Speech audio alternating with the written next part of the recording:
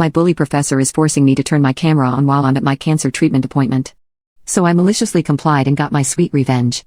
My supervisor for the ambassador program, Miss Mary, has spent the majority of our time together belittling me. She follows every rule to the letter and leaves no room for collaboration or discussion. As an example, we use Microsoft Teams for communication, and she has us clock in and out in a group of 20 people by saying I'm here and I'm leaving. So every day you have to scroll through dozens of messages to find anything of import and listen to notification sounds every time someone so much as takes a lunch break. I suggested using the time clock function on Teams and even offered to set it up for us, and was told that I was deliberately undermining her position. Another quick example is her vehemence when I told her I didn't have any social media to advertise the college. She was certain I was lying and went so far as to ask the other ambassadors to try and find me. They didn't because there's nothing to find. Crazy concept. I've challenged her at a couple of junctures, but ultimately realized I was fighting a losing battle and I'd be better off keeping my head down.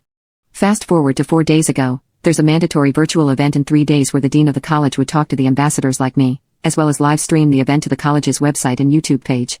Miss Mary sent out a message that students must have their cameras on and phones off. Repeat. Phones off. Cameras on.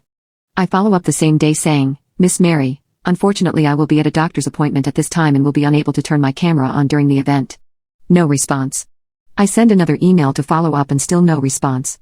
I was diagnosed with a rare ovarian cancer at the beginning of this year. I am a private person to the extent that I have dated people for years without telling my parents, so you best believe random coworkers and bosses are unaware of my medical history. The day of the event rolls around. I directly message her through Microsoft Teams 10 minutes before. I see that she's seen the message with a read receipt and she said nothing. Now, video chat starts and several students join the session with their cameras on, then the dean.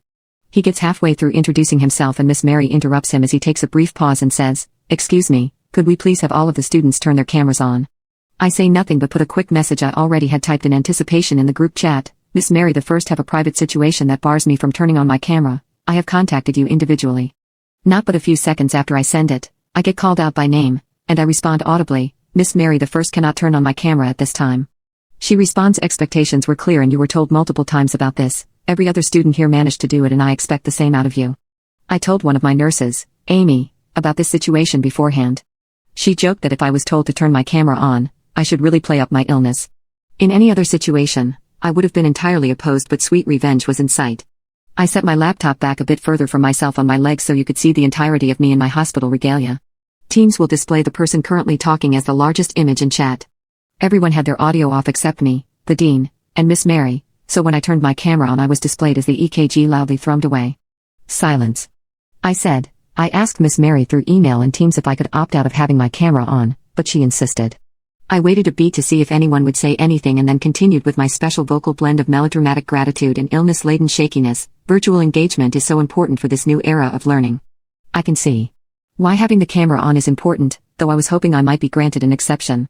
The dean said, Miss Rachel, you are more than welcome to turn your camera off. I am so sorry for the misunderstanding. I responded with, thank you so much for making a special exception for me. It's been a difficult week but I feel grateful to be here. Then, 2 people leave the call. One was Miss Mary and the other was Anthony, who is Miss Mary's boss. I didn't know he'd be there. Haven't heard from either of them yet but I'm awaiting a follow-up with anticipation. I am here and alive. I hospital and above all, this stupid disease won't stop me from putting a bully in their godmode place.